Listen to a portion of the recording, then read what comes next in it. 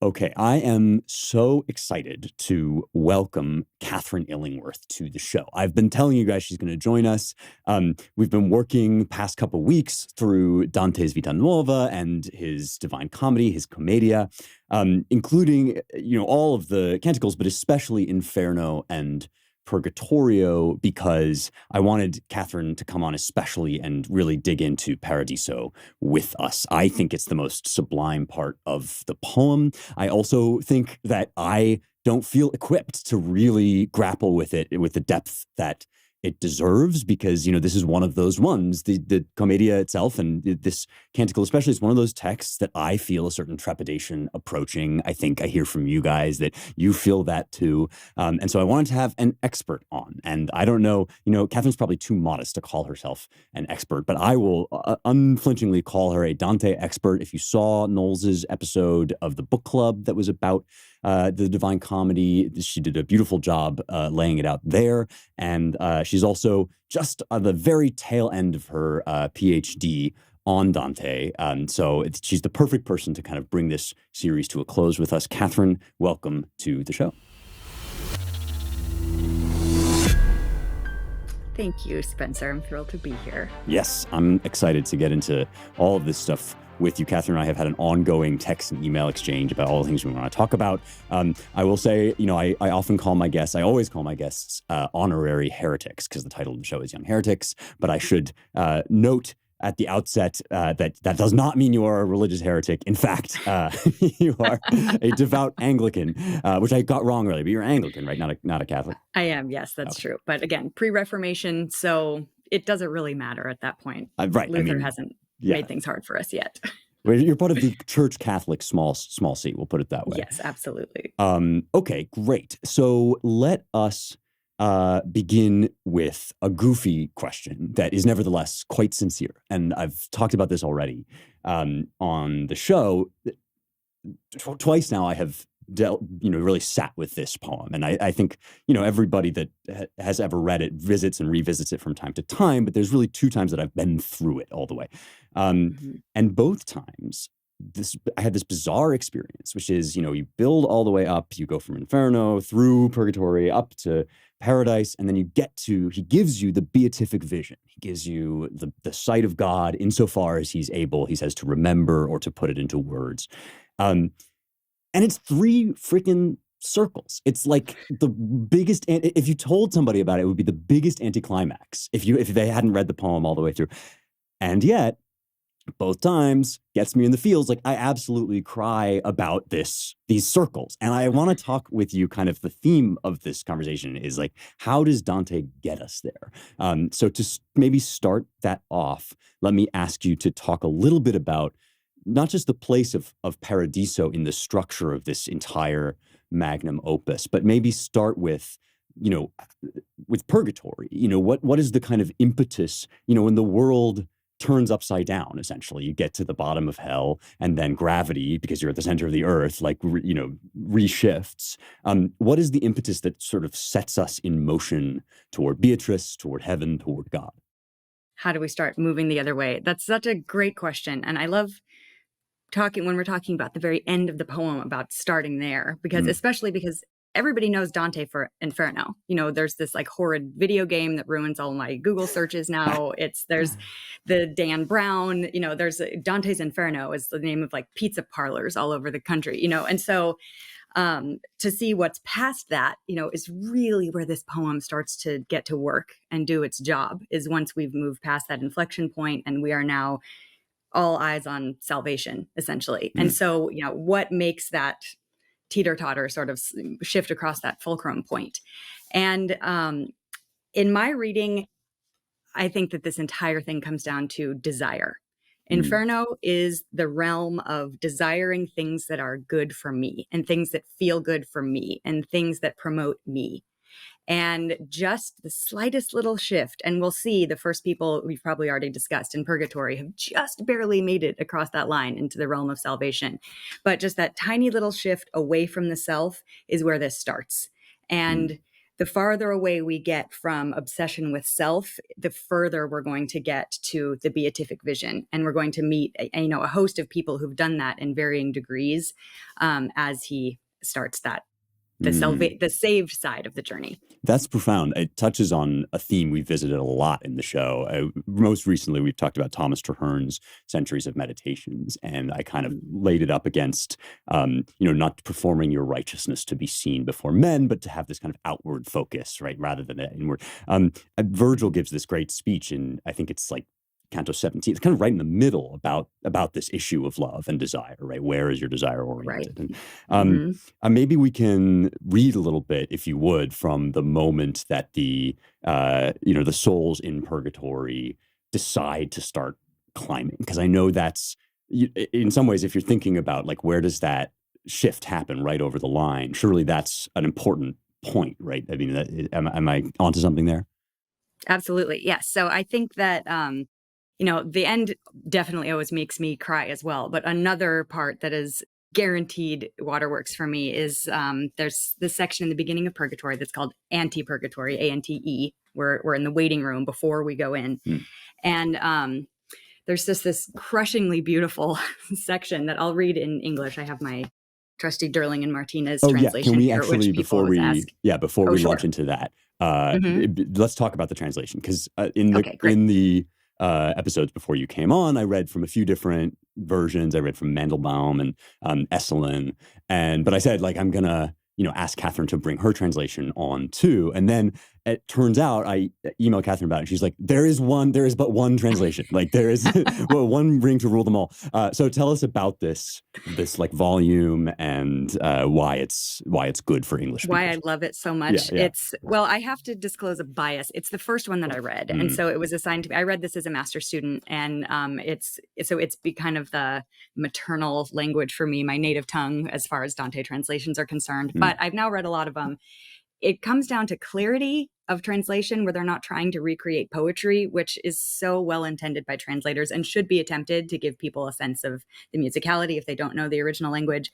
But there's no edition that has better notes, like just the way that it's laid out in the text, that it's endnotes at the end of every canto, big, explanatory sort of essays at the very end. It makes it really easy to say, like, oh, he's referencing which muse and why is that important? Or he's referencing, which little part of canon law, should I be interpreting this as a poetic image, or is he really just telling me about something that his neighbor did? And you can quickly flip from the text to the notes really easily in these. They do, to give you a visual of what we're dealing with, they are huge. So these three, this is the poem. Oh right my gosh. If you're not watching on YouTube, Catherine is holding up like the giant door stopper, each one a door stopper, and together some kind of massive page. And I never travel without these. And every time they get checked at TSA, because they can't see what it is in the x-ray. And so I have to like thumb through it for them and be like, this is my epic poem that I'm never without. But just for comparison, so that's the version with the notes. And then a friend recently gave me this 1880s copy that's just the Italian text, just the text of the poem. Wow. This is it.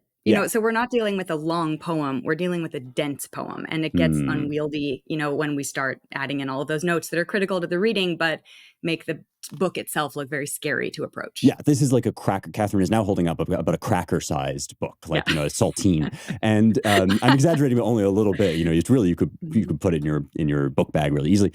And I think this is actually a super important point, because since the very beginning of this show, people have said, I feel a certain attraction to the great books, but I don't have an MA from Yale. I don't have this long history of engagement and teaching, and I feel like they're not for me. I feel like they're kind of forbidding.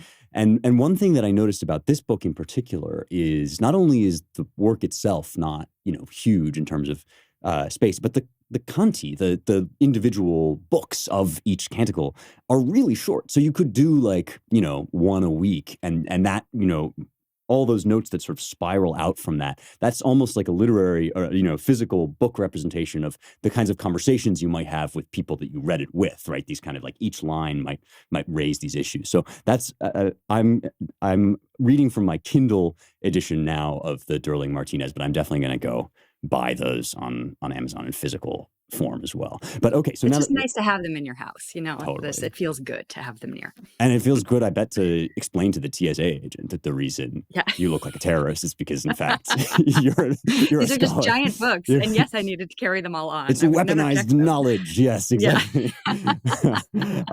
Awesome. Okay, so yeah, so we have this moment, Antipurgatory, from Latin ante, before, not like the opposite of purgatory, but the moment right before. Yes. And please now, read to us the passage where they decide to go in. Yeah, so you've had people hanging out here that are definitely saved, but there's one that like squeaked out a little tear right before he died, and that was enough. One called out to Mary. One had a grandmother who prayed for him. These are just barely making it over the line. So these people are not oriented toward the good in any sense. They just made it in on a technicality. And so they have to wait there. And in Antipurgatory, they watch a play that is put on by a group of angels that enacts the Eden story. So, or just like tells them Bible stories. And this is kind of a medieval thing, the medieval morality plays. There's angels who are acting out Bible stories, essentially, to try to teach these people how they should be understanding the universe, what truth is, what the good is, what evil is. And so people hang out there for years, hundreds of years, tens of thousands of years, until finally somebody will decide they're ready to start climbing and start purging their sins and transforming into the people they need to be to, join the company of heaven. So we have one such incident here. This is in the very beginning of Canto 8. It says, "It was already the hour that turns back the desire of seafarers and softens their hearts on the day that they have said farewell to their sweet friends." So this is Twilight, a beautiful Twilight scene. "The hour that pierces the new pilgrim with love, if he hears a bell far off that seems to mourn the dying day." We have nostalgia, these bells that remind us of home. "When I began to empty out my hearing and gaze at one of the souls, risen to its feet, who with its hand asked all to listen. It joined and raised both palms, sending its gaze toward the east, as if to say to God, 'I care for nothing else.'" Jeez. So good. It's so good. Oh my gosh. Yeah. It is, but look at how gentle and how subtle that is. All he's doing is turning his gaze toward the east. And that, where the sun comes from. And we have, we as Bible readers, of Christ, the morning star. And it is, he does make this gesture as if to say, he's not even speaking. He's not making a confession. He's not declaring to anybody else. He's not making a covenant. He's just putting his gaze in the right place. It's very profound, the simplicity of that gesture, when Dante has made so much throughout his career of language and the places where language breaks down, right? I mean, it must have something to do with that this is something you can't actually put into words, or is best put into gesture. Yes, absolutely. And if you are going to use words, it better be poetry, because that's the only kind of language that can really hold this, so it's critical. Yeah. So go on. Yeah. So this is, to me, this is a critical moment, because you have this moment of beauty after, we've just come through a lot of very violent scenes, for most of Inferno, especially the end. And all of a sudden we're in this like peaceful stars, twilight, grassy meadows, kind of very protected space. And it's in that peaceful environment that somebody makes this turn, and then just gazing beyond themselves to elsewhere is, how we start doing the work we need to do to get to heaven. So this is a wonderful image to start with, I think, to help us begin that question of the climb, right? What is the shift? And for you, you said it's the outward oriented desire, right? It's love and desire that is oriented towards anything really other than me, God can work with. Right. And so this tiny gesture puts me in mind of something we've been discussing a lot on the show, because we did Dostoevsky's Crime and Punishment. And there are, we did Crime and Punishment, but then we did Brothers Karamazov. And in Brothers Karamazov, there are many, many beautiful images of the kind of tininess of really any human endeavor toward the good in relation to the infinite. There's a beautiful myth about giving just one onion, and that could lift you out of heaven if it were given in the right spirit. And then there's this absolutely mind-blowing parable about the man who is condemned essentially to purgatory. I mean, he's in this nether space and he has to walk a quadrillion kilometers. And the quadrillion kilometers, sort of like the, many thousands of years that these folks have to wait, are as nothing in the face of 2 seconds of bliss.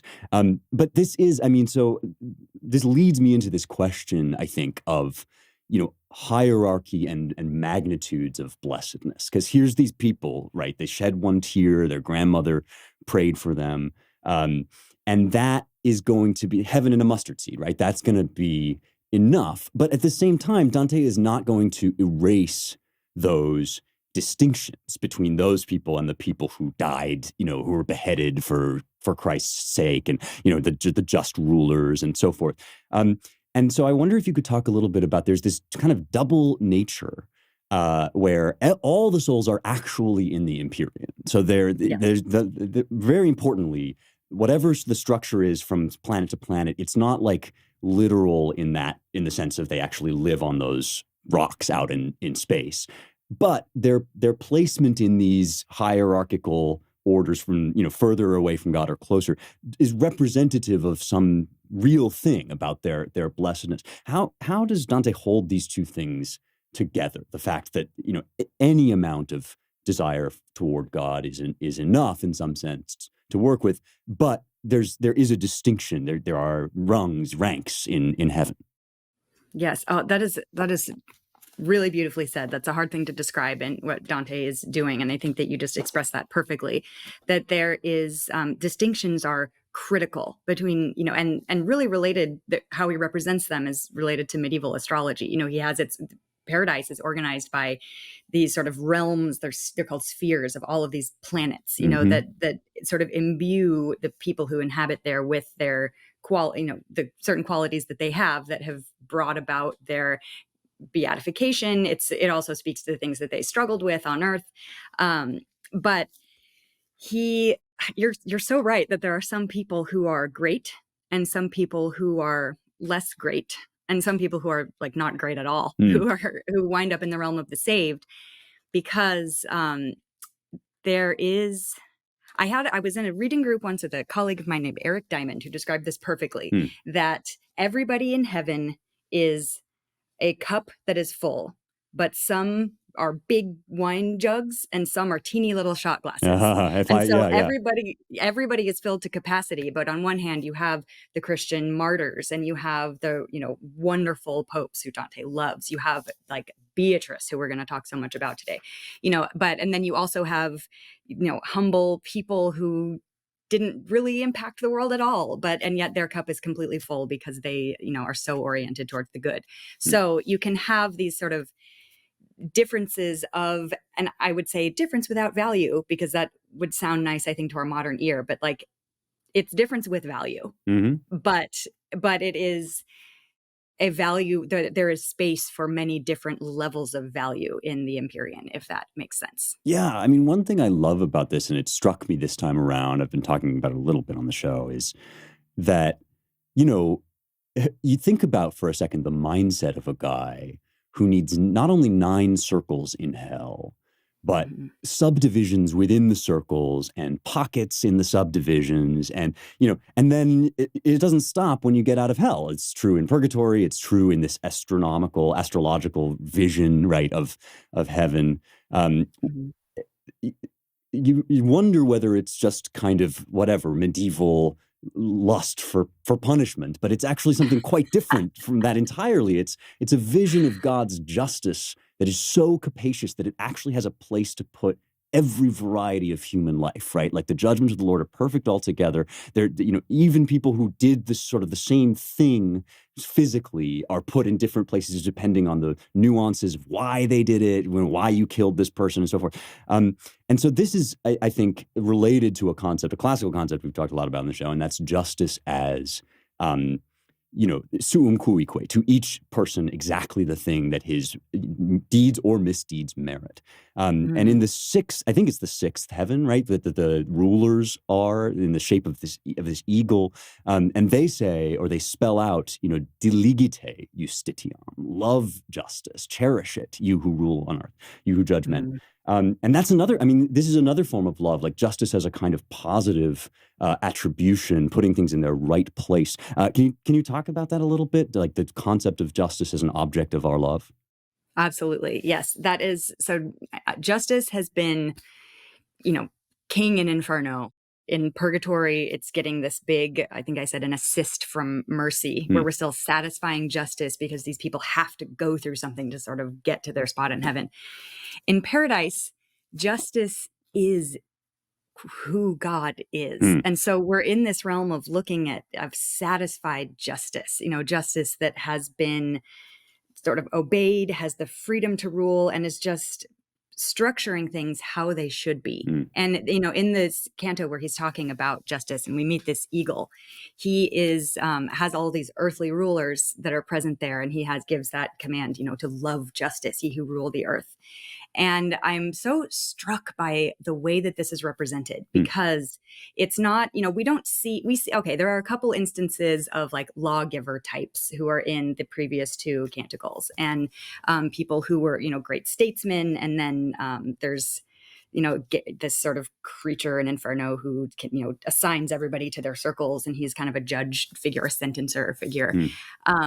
But here, all of these souls who are in this circle, when Dante gets to them, they rise up like sparks flying up from a flame, and then they start to form the letters to spell out love, justice, ye who rule the earth. He spells out one letter at a time, kind of the way that we would imagine, like a drill team before a football game, spelling out, the letters of the university or whatever it is. Yeah. And so it's all of these bodies, or these celestial bodies, that are making shapes into letters. And then all of a sudden in the sky, they form the shape of this eagle. And then it's the beak that's actually speaking. Wow. And the thing that is like spectacular about that to me is that here in heaven, justice arises from the people. And it's something that we do as a group, as a collective, as a body politic, in like a sense that we don't normally think of it that literally. We're making this body of the eagle is really the body politic. And so justice is something that really only has applicability, beyond punishing sinners, that like the happy side of justice, the heavenly register of justice, is something that looks like people all living under a contract where there's just this utter harmony, that they are speaking with one voice, and Dante really digs into the grammar that's used here. He stops to pause, do I address you as singular or plural? And he says, both are correct. And that, speaks to the nature of one who lives justly as an individual is also living justly in community with these other persons. I mean, speaking of love that is oriented outward rather than inward, of course, the classical distinction between the good and bad ruler is love of his own benefit, rule for your own benefit, or rule for the benefit of those you rule, right? Right. We think of, as Americans, it's so easy for us to be like monarchy bad, democracy good. But in fact, the classical philosophers would have said, there are good and bad forms of every form of government. And the fault line that runs through each of them is, to what extent is the head of this body doing its job, which is oriented always in love outward toward the members of the body. Yes. This matter of natural rising like sparks. I think this may be a way in for us to start talking about Beatrice. Yes. Because right before we connected, I was rereading the very beginning of Paradiso, the kind of invocation, and the moment, the wonderful moment of so many moments when Dante is kind of taken off guard or just totally swept off his feet, where he's talking to Beatrice and she's like, "Did you know that you're actually like a gajillion miles off the earth at the moment?" And he's like, "What? Completely? What are you talking about?" And she, as again, at one of many moments when she kind of rolls her eyes at him, and maybe I'll just read from this translation and then ask you to kind of talk about this beatific and Beatricious, and the vision of Beatrice. I'm sorry, that was really bad. Okay. Okay, yeah. So here she is. I mean, he has this moment where he sort of looks at at the good through her, which he's going to do a lot. He sees its effect on her, and that enables him to kind of look up at it. But then let me just read what she says about this motion that they make upward. So yeah, she says, All things whatsoever have order among themselves, and this is a form that makes the universe resemble God. Here the high creatures see the footprint of the eternal worth, the end to which is created the order just touched upon, which we also just touched upon, so that's nice. In the order of which I speak, all natures incline in their diverse lots, closer to their origin or more distant from it. Thus they move toward different ports over the great sea of being, each with an instinct given it to carry it. This carries fire on up toward the moon. This is the driving force in mortal hearts. This compresses and unites the earth. Nor does this bow propel only the creatures deprived of intelligence, but also those that have intelligence and love. The providence that sets all this in order ever stills with its light the heaven where that other revolves that has the greatest haste. And now thither, as to a decreed goal, we are carried by the power of that bowstring which aims toward a happy target all that it looses. You know, people get down sometimes on or find intimidating the like Thomistic kind of academic philosophy that is just shot through this poem. And maybe it's because I'm this particular kind of nerd, but these are some of my favorite moments when in this like beautiful peroration, we effectively get like a neo-Aristotelian articulation of the gravity of all things, right? Which is kind of like the laws of physics, what we would call the laws of physics in the natural world, and the laws of love in the human heart and in the metaphysical world, which are the same thing, right? I mean, is Dante saying essentially that like what we experience as love is just our kind of high rational human version of what the planets experience as they like move in their orbits?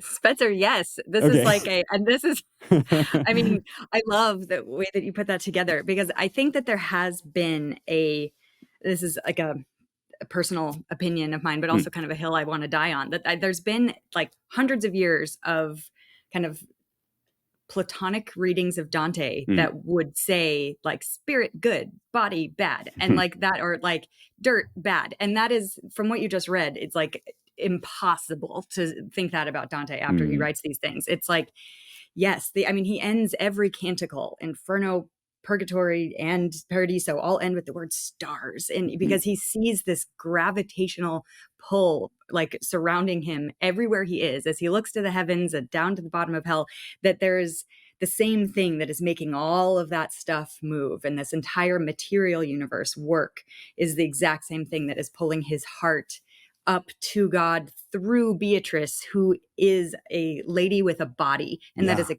critical part of his like his pull towards her. And, you know, and he just sees it in himself, and then he sees it in every physical object all around him. Yeah. Lady with a body. I love that you brought that up. I mean, and I think this is really, you make an excellent point that it's impossible to read him talking about like dirt and fire and all this stuff, or to read Beatrice, I guess, talking about all that stuff. And to think that Dante just sort of hates the body, that he wants to transcend it, that he's like a sort of Plotinus figure. He's obviously saying something much more profound and incarnational. And when we read Vita Nuova on this show together earlier, I sort of said, okay, so he has this moment, you know, at the age of 9, and he's totally overwhelmed by Amor, which is kind of this like Ovidian god of passion and lust. And like, it's almost like that. From that point on, the question just becomes, how can I like gain mastery over myself when Amor is so much stronger than me? And also, how can I do it without just totally absenting myself from the physical world? Like I'm kind of obsessed with this passage in Augustine where he says, like, I wish I could give up food like I gave up sex, because like it was easy to give up sex, but you have to eat food. And then every time you're subject to temptation, but you have to kind of find your way through that. So could you help me to puzzle this out a little bit? Like, what is his relationship to Beatrice to the beatified Beatrice, right? He meets her. He's not on her level. She's impossibly high above him in some ways. And yet he does need to find some way of like baptizing his desire for her, right? I mean, what is that about? Oh, this is just such a hard part of Dante, because you watch him, you know, he observes all of the different punishments in purgatory except for the fire of lust, which he has to actually pass through. Mm. Because right on the other side, he is going to meet, you know, this really sexy barefoot lady named Matilda. And then right after that, you know, Virgil coaxes him through the fires of lust by saying, I can see the eyes of Beatrice on the other side. She's right here, which is so weird. And he's saying, like, you can satisfy this longing that you have for her if you just purify it in some way, and then you're going to sort of get what you want, which is just to be in her presence. And what he previously probably wanted was to have sex with her, but not in a way that stopped there. You know, that was sort of part and parcel of his desire for Beatrice, which really was this longing for the good.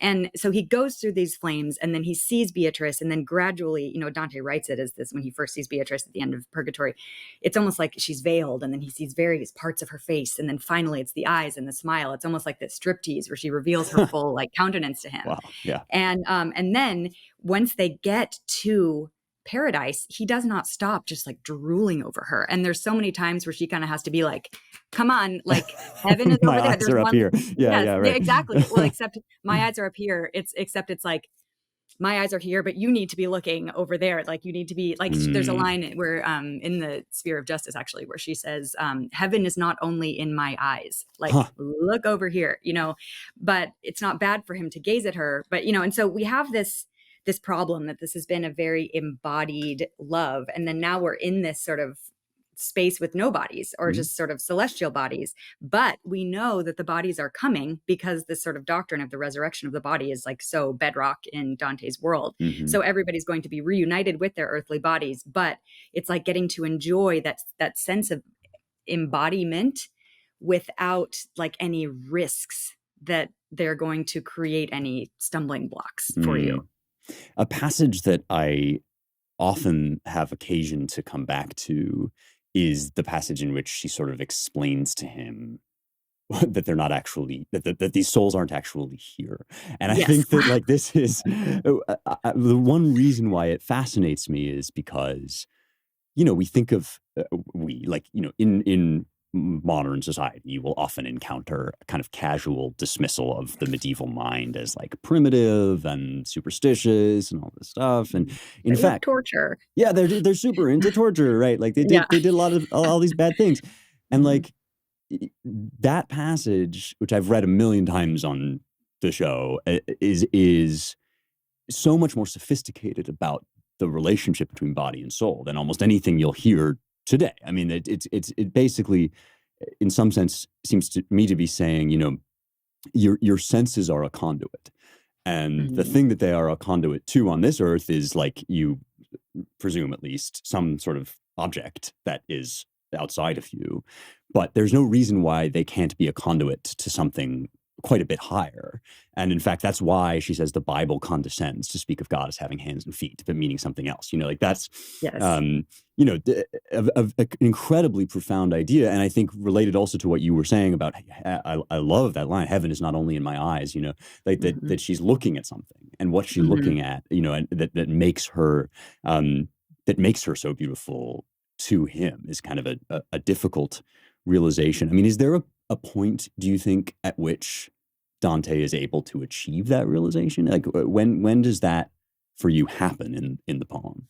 Oh, that's a great question too. I think that he says a prayer actually in the very beginning of Paradiso, where he's praying to Apollo. Yeah, that got me. That's really interesting. Go on. Yeah. It's nuts that he starts out with Apollo, because maybe he should be praying to someone else. Like, but isn't that a false god? Right. Yeah, exactly. Yes.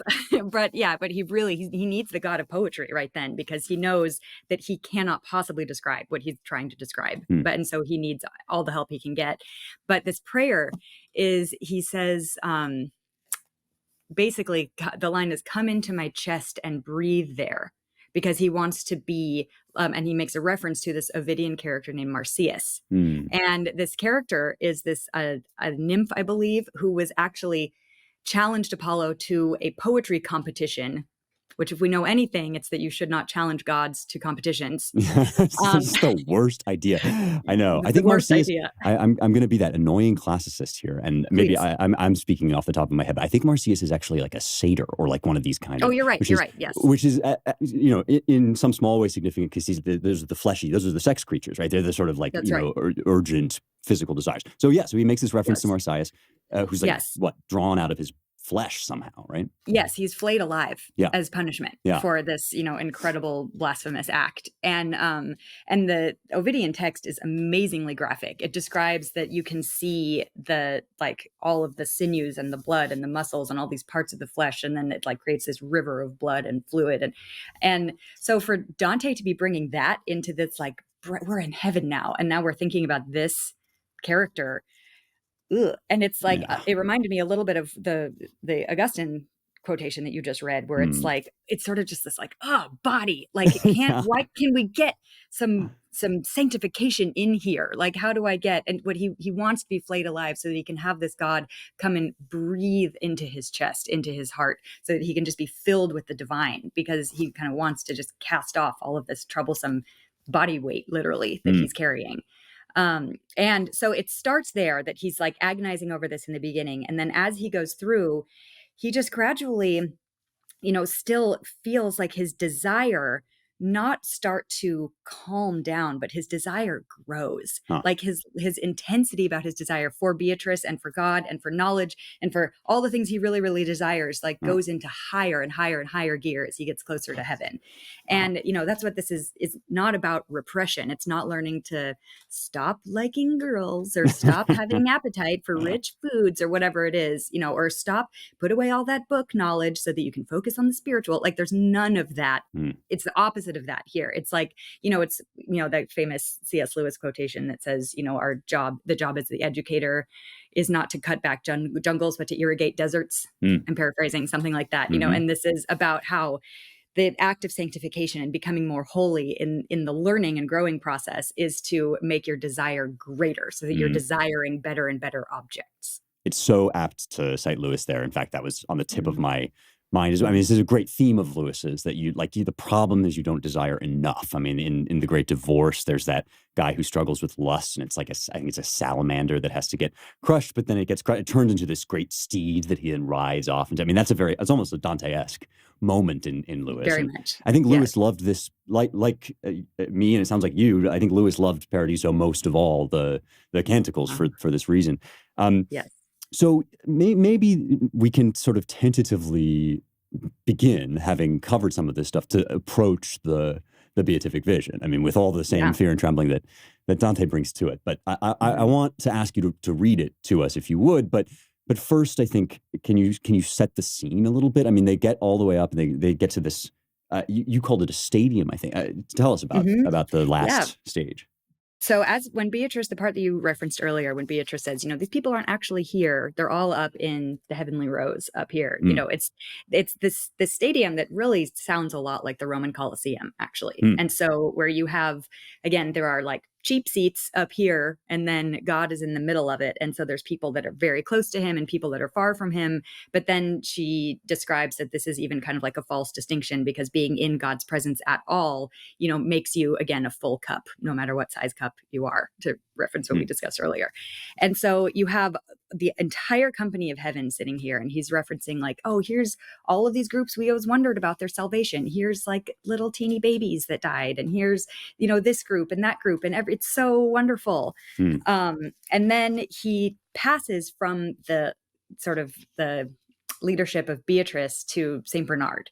And so, which is again one of those, Dante has a way of removing the guides in a really like abrupt way. And so like we don't get a big final like Dante Beatrice moment. All of a sudden he like looks to go look at the most like beautiful woman who's ever lived. And then all of a sudden he sees Saint Bernard, who's this just kind of like squatty monk, who just like really liked rules and ordered life and how to be super holy. But he had this special devotion to Mary. And so he's the one who kind of introduces Dante to Mary, at least like gestures towards her. And then I think that the Marian path that leads us to the eventual beatific vision is super important, because the prayer that opens the, final canto of the entire poem, he says, Virgin Mother, daughter of your Son, humble and exalted more than any other creature, fixed term of eternal counsel. You are she who ennobled human nature so much that its maker did not disdain to make himself his own creature. Within your womb that love kindled itself, against whose warmth in the eternal peace has caused the germinating of this flower. And so we've gone from this, like, we're looking, all of a sudden we get this vision of like, it's the entire company of heaven. This is huge. It's vast. It's Rome. It's empire. It's the eagle of justice. We've got everything that God is. And then we have to stop and really focus on not just Mary, but like the womb of Mary, this like teeny little meaty, fleshy space where, the Lord became incarnate. And so he wants to take us to make that like full range of creation, that you have like microscopic, embryo baby Jesus, to he who is all and created all and motivates all things, as being very much the same person. And that is really access to us first through Mary. It's dizzying, really, the shifts in scale. I mean, there's a moment in the letters of the Hebrews where he's listing all these, heroes of the faith by faith. Abraham did this and Isaac did this, and there's a lot of dudes. And then there's women too, but then there's this moment where he says, it's Sarah, I think, by faith, Sarah consented to become the mother of nations. And it's like and from that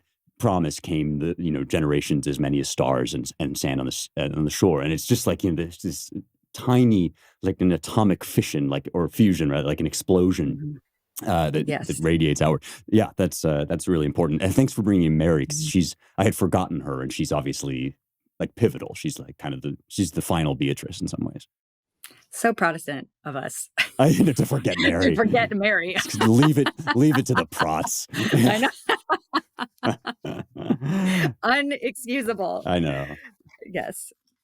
But then basically he's seeing these like rays of light, and he's seeing like really praying that he can get this right, that he can express what he has to express. He's so anxious about this. And then he knows. And so he's just speaking to the overflowing grace that allowed him to like presume to describe what he's seeing. And then he says, as he's starting to gaze on what he sees, in his depths, I saw internalized, bound with love in one volume, and all of creation is becoming a text to him that he can read. What through the universe becomes unsown choirs. And those are, what do you think about medieval bookbinding? It's this text that is so bound here in heaven, but that all these pages are just flying free and unsown throughout the heavens. And what we have is, so it means that our little space of the universe that we occupy, maybe we only can see like one page of this massive text that is just scattered throughout all of creation. Wow. It's amazing. Yeah, no, that is very profound. The notion, which is, I think it's right in the Tetragrammaton, it's at the very core of the Hebrew Bible too, that, the point of language is that language almost has to be premised on something beyond language, impossible to be encapsulated. And isn't that what he says at the beginning? Like, I've become like a baby. I'm worse than a baby in terms of my speech now, that like the words that I use are less adept even than the babbling of an infant.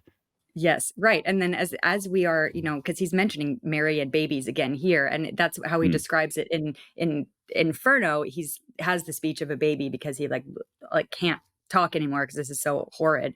And here he's sort of we return to the baby image again, but what we're seeing now is Mary actually like breastfeeding all of these souls, and that we are completely like so satisfied and so nourished in her presence that the souls that are around Mary are described really like milk drunk infants. Wow. Which is so interesting because, you just described her as like sort of the ultimate Beatrice. And we've gone from, her sort of courtly love poetic dynamic where we first met her, in this sort of earthly paradise where she's this like revealing her face slowly. And then all of a sudden she's like replaced by Bernard, who then looks at Mary, who's this like lactating mother, which is taking, it's really leaning into the feminine, but on such a different register. Wow. Yeah. That really helps, I think, to flesh out something that I've been really not so much describing as puzzling over, right? Is that Dante comes out of this, as I understand it, kind of like from the Provençal tradition into the Sicilian tradition, and then the Dolce Sto Nuova. And it's like all kind of, there's something really fresh and new about this courtly love tradition, but there's also something really venal and kind of, potentially base about it. And so how do you take what's good and transmute it? I mean, the same way that he has to do to his love for Beatrice, but that's kind of, it almost sounds like that process is happening. These passages you're reading, that process is happening in this very last moment, that his transition to God. Right. Yeah, exactly. So that it's like desire. And I think that like nursing mother image is so important because it brings together a lot of fleshly desires. We've talked about like food and sex, and like that is, so you have this sort of like product of sex, which is babies. And then you have also this like nourishment that is full tummies and resting in your mother's arms, and it's comfort. And it's sort of like the body is so nurtured and taken care of finally there that even in very subtle ways, all of those things that really took people off course in Inferno are just satisfied, but in such a gentle, humble way. Wow. Yeah. So simple. I mean, like the psalm, right? Like an infant at his mother's breast. I do not look too high. Well, okay. Let's shall we round it out? Could you read the beatific vision just to close us? Yes. I incidentally had to do this at a party the other night and just started crying. Well. So it's, but apparently you do that too. So this is a safe space for tears over literature, very much. So please feel free. Okay. So I'm starting, I guess, at line 115. It goes on very long, but that's where I'll begin. Okay. So in the profound and clear substance of the deep light, I saw 3 circles of 3 colors and of 1 circumference. So put that picture in your head. And one seemed reflected from the other like a rainbow from a rainbow. And the third seemed fire breathing equally from both. Oh, how short is speech and how hoarse to my thought. And this, next to what I saw, is such that to say little is not enough. O eternal light, who thrown only within yourself, solely know yourself, and, known by yourself and knowing, love and smile. That circulation which seemed in you to be generated like reflective light, surveyed by my eyes somewhat, within itself in its very own color, appeared seemed to me to be painted with our effigy, by which my sight was all absorbed. Like the geometer who is all intent to square the circle and cannot find for all of his thought the principle that he needs. Such was I at the miraculous sight. I wished to see how the image fitted the circle and how it inwears itself there. But my own feathers were not sufficient for that, except that my mind was struck by a flash in which its desire came. Should I read the final terzina? Yes, but yes. I want to raise a trivial point before you do, and that is that this is the very first time that I've ever noticed that little nod to the filioque, that that the third circle comes out of both, which is relatively recent at this point. I mean, it's 1014, so that's really Dante's cool. taking sides. Oh yeah, I mean always, but yeah, that's so interesting. Okay, yeah, bring us home, please. Yes, here my high imagining failed of power. But already my desire and the vele were turned, like a wheel being moved evenly by the love that moves the sun and the other stars. Hard to think of a better way to bring this. I mean, almost this show. You're the penultimate episode of Young Heretics, and I can't think of a better way to end it. This has been such a joy. Thank you, Catherine, for joining us and for enlightening us. Of course, my pleasure.